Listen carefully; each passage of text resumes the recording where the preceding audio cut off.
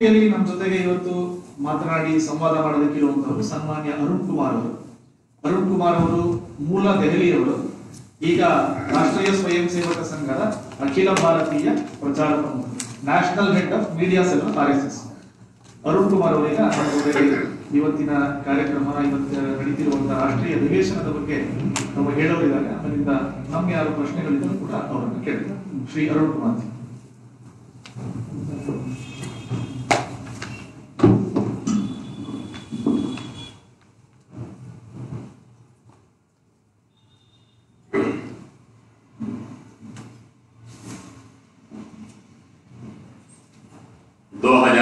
की इस अखिल भारतीय प्रतिनिधि सभा की इस पत्रकार और गोष्ठी में उसकी जानकारी देने के लिए प्रेस ब्रीफिंग में आप सभी का हार्दिक स्वागत है। आप सबको सादर नमस्कार। राष्ट्रीय स्वयंसेवक संघ में अखिल भारतीय प्रतिनिधि सभा हमारी ये सर्वोच्च संस्था है, सुप्रीम बॉडी है, ये निर्णय लेने वाली संस्था है।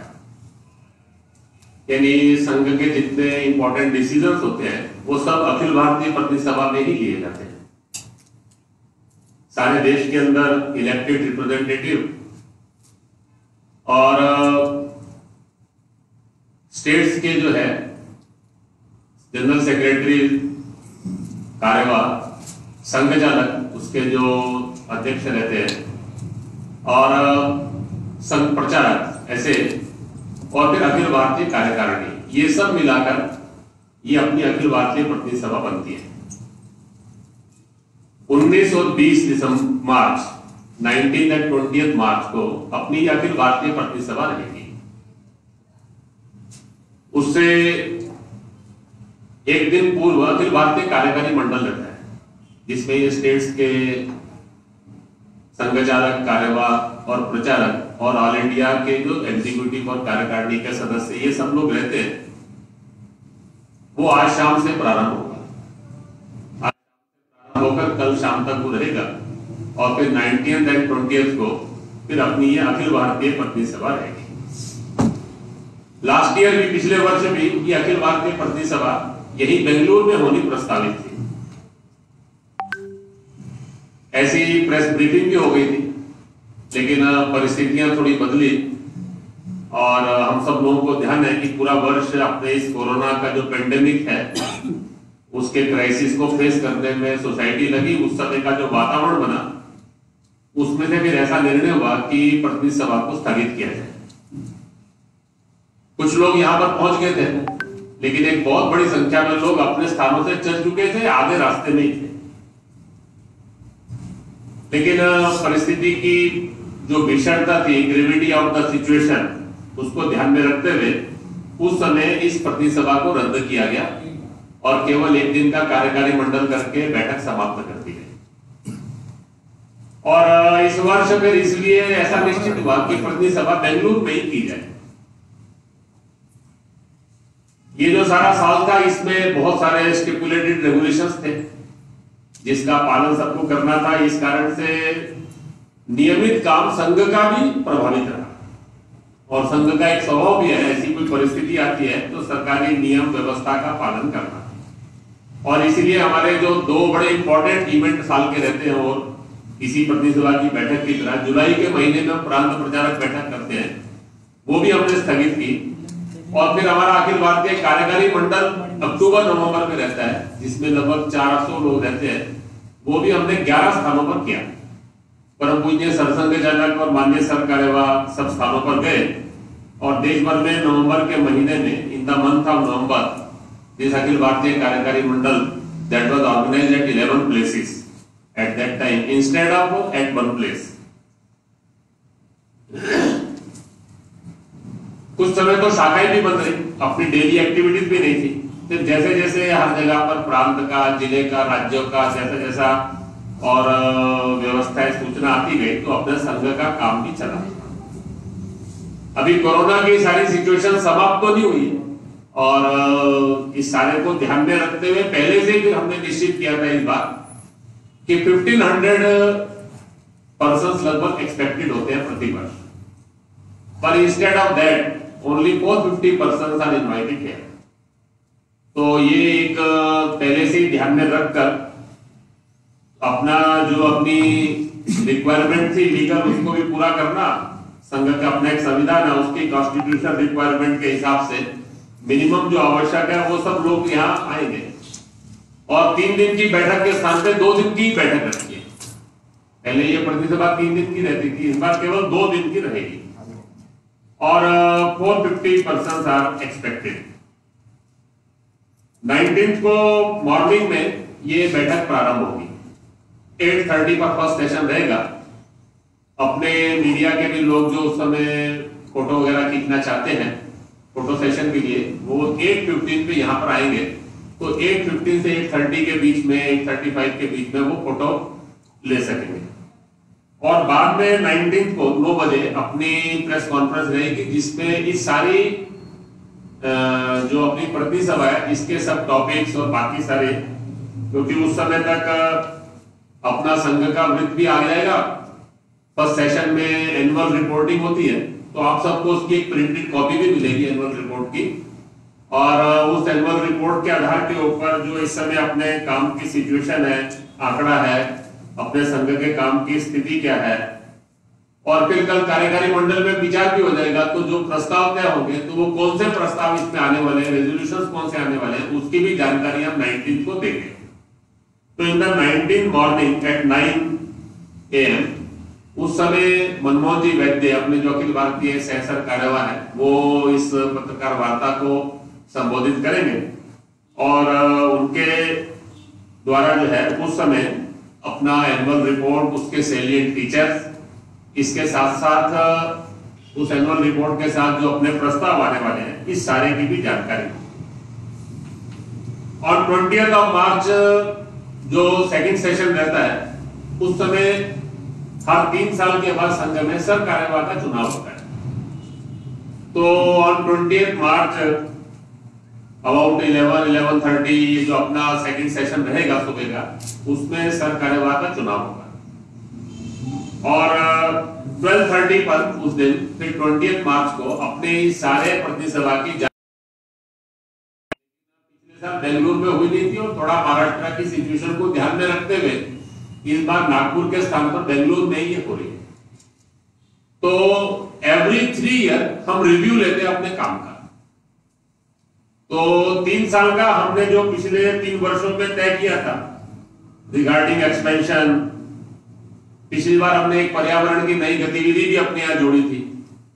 और संघ ने फोकस भी किया था कि इन 3 सालों के अंदर जो सोशल ट्रांसफॉर्मेशन है, रूरल डेवलपमेंट है, पर्यावरण एनवायरमेंट में विशेषकर हमने जल संरक्षण और वृक्षारोपण, ऐसा ट्री प्लांटेशन और वाटर कंजर्वेशन, और प्लास्टिक का उपयोग समाज कम से कम करे, इसके लिए अवेयरनेस, ऐसे विषयों को लेकर हमने 3 साल का सोशल ट्रांसफॉर्मेशन का जो डिस्कशन किया था, चर्चा की थी। तो थोड़ा 2 दिन की प्रतिसभा में इसके बारे में एक इंपॉर्टेंट डिस्कशन होगा कि लास्ट 3 ईयर में हमने जो अपने टारगेट्स तय किए थे वो हमने प्राप्त किए क्या, और जो हम सोशल ट्रांसफॉर्मेशन के नाते जो करना चाहते थे उस दिशा में हम कितने आगे बढ़ सकते। इसके साथ साथ आने वाले 3 सालों की प्लानिंग भी होगी। नेक्स्ट 3 इयर्स में what should be the direction, हमारी दिशा क्या होनी चाहिए, और आने वाले 3 वर्षों की इसकी भी चर्चा करेंगे। विशेषकर ये जो सारा कोरोना का कालखंड रहा, इस 1 साल में डे टू डे संघ एक्टिविटी कम थी, लेकिन जिसको हम कहेंगे कि संघ के स्वयंसेवक और कार्यकर्ताओं की सक्रियता, यानी उनका समाज के साथ कनेक्ट बहुत बड़ा था। एक बहुत बड़ी संख्या में नए नए सोशल एनजीओ, रिलीजियस ऑर्गेनाइजेशन, वो भी हमारे निकट आए। समाज में बहुत सारे काम करने वाले लोग भी हमारे से जुड़े, और एक बड़ी संख्या में नए स्थानों पर भी अपने लोग पहुंचे। तो ये जो सारा कालखंड में हमारा जो बड़ा एक्सपेंशन हुआ है, खासकर एक बड़ा जो कॉन्टैक्ट बना है, तो सबके मन में ऐसी एक कल्पना है कि आने वाले समय के अंदर सब मिलकर समाज के काम में और जुटे। तो ये जो आने वाले समय में हम एक अच्छी प्लानिंग ऐसी भी करने वाले हैं कि ऐसे सारे सामाजिक संगठन, धार्मिक संगठन, इनको साथ लेकर अपनी सोसाइटी को जो रिक्वायरमेंट्स है उनको एड्रेस करने के लिए ऐसे सारे इश्यूज के ऊपर क्या क्या कर सकते हैं, इसके बारे में भी हम चर्चा इस बैठक में करने वाले हैं। तो लास्ट 3 इयर्स का रिव्यू, नेक्स्ट 3 ईयर का ऑर्गेनाइजेशनल एक्सपेंशन का प्लान, और अपने जो संपर्क में बहुत सारे लोग आए हैं इनके साथ मिलकर सोशल और समाज में जो है एक अवेयरनेस ट्रांसफॉर्मेशन, उसको लेकर आने वाले समय में कुछ काम, ऐसे सारे विषयों की चर्चा इस सारी प्रतिनिधि सभा के अंदर हम सब लोग करने वाले हैं। इस सारी प्रतिनिधि सभा में मैंने पहले कहा कि संख्या बहुत कम है और इसीलिए बड़ी संख्या में कार्यकर्ता नहीं आ पाए, तो ऐसी व्यवस्था की है कि संघ की दृष्टि से, वर्किंग दृष्टि से हमने 44 प्रांत बना रखे हैं। जैसे कर्नाटक उत्तर और दक्षिण, ये 2 अलग से ऐसे प्रांत है। वो तमिलनाडु में उत्तर और दक्षिण, ऐसे हमने 44 अपनी वर्किंग यूनिट्स बनाई है। तो जितने और लोग सब एक्सपेक्टेड थे अबाउट 1000, वो ऐसे 44 प्लेसेस पे ऑनलाइन भी जुड़ेंगे हमारे साथ, और कुछ सेशन ऐसे होंगे जो ऑनलाइन होंगे। तो ऐसा ये सारा एक प्रतिनिधि सभा अभी आज की परिस्थिति को ध्यान में रख के कुछ लोग यहाँ पर और कुछ लोग अपने अपने स्थानों के ऊपर ऑनलाइन के माध्यम से, आभासी माध्यम से ये जुड़ेंगे। ये सारी प्रतिनिधि सभा की रचना हमने रखी है। मैंने पहले कहा कि it is a press briefing not press conference. ऐसे सारे प्रश्नों का उत्तर अंतिम दिन सर कार्यवाह जो आज को आपको लगता है वो देंगे। बैठक के बारे में आप कुछ भी और पूछना चाहें, जानना चाहें तो आप पूछ सकते हैं। आपको जानकारी के लिए मैंने कुछ बातें बताई हैं, इसके अतिरिक्त आपके मन में कुछ इच्छा हो तो पूछ सकते हैं। सर, क्या इस सभा का क्या फोकस क्या रहेगा? सोशल इश्यूज और दूसरे मुद्दे, जैसे पिछली बार आपने कहा था कि आईटी वर्कर्स को इन्वॉल्व करेंगे, ज्यादा मेंबरशिप बढ़ाएंगे, तो इस बार क्या रहेगा? नहीं, वो एक्सपेंशन का अपना प्लान तो तीनों ही है। एक एक्सपेंशन का प्लान अपना ज्योग्राफिकल रहता है, तो संघ का काम धीरे धीरे करके हर ब्लॉक और हर सिटी तक चला गया। अभी नेक्स्ट लेवल के ऊपर हमने अबाउट 10,000 पॉपुलेशन के 60,000 मंडल एंड 60,000 के लगभग ही बस्ती हम बोलते हैं नगर के अंदर, ये बनाई। और मंडल के अंदर 7-8 गांव रहते हैं, तो जिन मंडल गांवों तक, बस्ती तक काम पहुंच गया, वहां मंडल बस्ती तक के बाद उसके भी नेक्स्ट एक 2000 की उप बस्ती हम मांगते हैं। तो प्रैक्टिकली संघ का सोच ऐसा है कि हर फैमिली तक हमारी रीच होनी चाहिए। तो अभी अपने एक्सपेंशन के पॉइंट ऑफ व्यू से ये जो 1,20,000 मंडल और बस्ती हैं, लगभग 60-65,000 मंडल बस्ती तक अपना पहुंच है। इसको थोड़ा और बढ़ाकर 1,20,000 तक जाना, और जहां पर ये काम है वहां हर उप बस्ती तक जाना, हर गांव तक जाना, ऐसा अपना एक्सपेंशन का एक फोकस है। ये एक दूसरा एक्सपेंशन का फोकस है, क्योंकि हम समाज बदलना तो केवल संघ नहीं कर सकता, तो लाइक माइंडेड ऐसे जितने पीपल है, ऑर्गेनाइजेशन है, समाज देश के लिए अच्छा सोचने वाले लोग, ऐसे सब लोगों से नेटवर्किंग करना, और नेटवर्किंग करके ऑन द इशू, ये सब नेटवर्किंग हो सकती है। और खासकर इस कोरोना के कालखंड में लोगों के मन में भारतीय जीवन पद्धति, पर्यावरण, ऐसे सब विषयों पर अवेयरनेस भी बढ़ा है। इसका इंपॉर्टेंस भी लोगों को ध्यान में आया, योग, आयुर्वेद, ऐसे सारे विषय। तो कुछ ऐसे प्रोग्राम्स के द्वारा एक नेटवर्किंग ऑफ ऑर्गेनाइजेशन करके एक सोसाइटी वाइड एक बड़ा स्प्रेड हो, ये हमारा दूसरा फोकस है। और तीसरा, समाज में कुछ वर्ग ऐसे हो सकते हैं जहां काम करते करते कम काम रह जाता है कभी कभी, उनको भी थोड़ा आइडेंटिफाई करना और उन तक उसके लिए विशेष एफर्ट्स करना। कुछ एरियाज है, जैसे नॉर्थ ईस्ट के एरियाज हैं, तो उनके अंदर थोड़ा विशेष फोकस करना।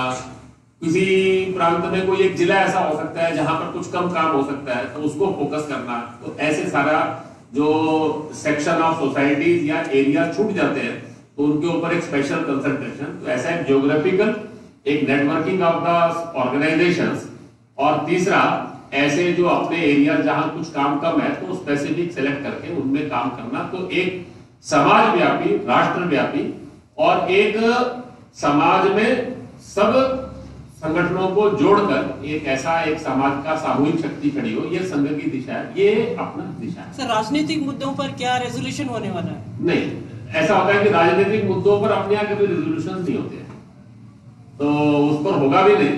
और बाकी जिन विषयों पर रेजोल्यूशन होते हैं सामान्यतः वो समाज को दिशा देने वाले हैं, और संघ ने अपना विषय जो है वो समाज की शक्ति का जागरण रखा है, उनको ही ध्यान में रखकर अपने अभी जो मौजूदा यहाँ कर्नाटक में बजट सत्र चल रहा है विधानसभा का, उसमें कुछ लोगों ने जिक्र किया है कि ये संघ आरक्षण का विरोध कर रहा है, और यहाँ जो लोग आंदोलन कर रहे हैं सड़कों पर उतर कर, उसके पीछे संघ है, ऐसा उनका आरोप है। ऐसा है कि मुझे लगता है कि इन विषयों पर बहुत बार स्पष्टीकरण दिया है। संघ के आरक्षण को लेकर रिजोल्यूशन है, हमारी rss.org की वेबसाइट पर है। बहुत पहले से हमने कहा है कि संविधान में आरक्षण की जो व्यवस्था है, क्योंकि भारतीय संविधान के अंतर्गत भारत का शासन चल रहा है और संघ संविधान के अंतर्गत इस व्यवस्था के अंतर्गत काम करता है, तो उन सब बातों का हमारा पूर्ण समर्थन है।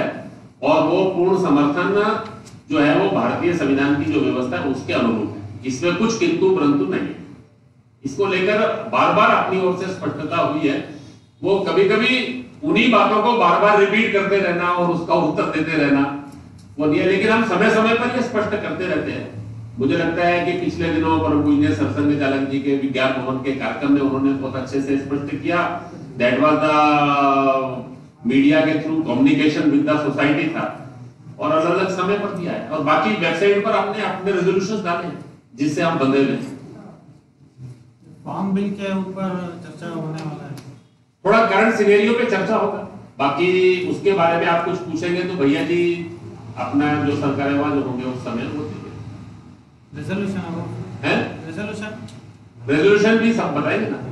रेजोल्यूशन कौन से आएंगे ये 19 को मनमोहन जी बता देंगे, क्योंकि कल उस पर डिस्कशन होगा, यानी आज शाम से कल शाम तक, तो पूरी कार्रवाई निश्चित हो जाएगी और आपके ऑफिशियल आंसर जो है वो सरकारेवा देंगे। सर, अभी इलेक्शन का माहौल चल रहा है, इलेक्शन डेट्स भी अनाउंस हुई है, तो this event which is organised है, ये जो डिस्कशन है, मेरे को क्वेश्चन समझ में नहीं आया क्या पूछे? सर, अभी now election season is happening, elections have been announced. कौन से इलेक्शन? हर वर्ष हमारी मार्च के महीने में होती है, इसका कोई वो नहीं है। संघ की all the meeting they are pre decided. हमारे संघ की 3 बार अखिल भारतीय बैठकें होती है, एक मार्च के महीने में होती है, दूसरी जुलाई में होती है, तीसरी अक्टूबर में होती है, और इलेक्शन तो पूरे 5 साल चलते रहते हैं। वो कभी ऐसा होता नहीं है कि इलेक्शन ना हो। नहीं, मैंने क्या कहा कि अगर इलेक्शंस को ध्यान में रखना होता तो फिर डेटें आप उस इलेक्शन से पहले करते हैं। नहीं, तो ये सब अरे भाई ये निश्चित है डेट, ये 1 साल पहले डिसाइड हो जाता है। नेक्स्ट पटनी सभा कब होगी ये इस बैठक के अंत में तय हो जाएगा। इसमें पॉलिटिकल फोकस क्या रहेगा? पॉलिटिकल फोकस नहीं होता, बताया ना प्रारंभ में बोला। सर वही फार्म लॉस के बारे में मैंने आपको बताया ना कि आखिरी दिन जनरल सेक्रेटरी अपने सरकारेवा आपके सब प्रश्नों पर देंगे ना उत्तर, सब प्रश्नों के बारे में।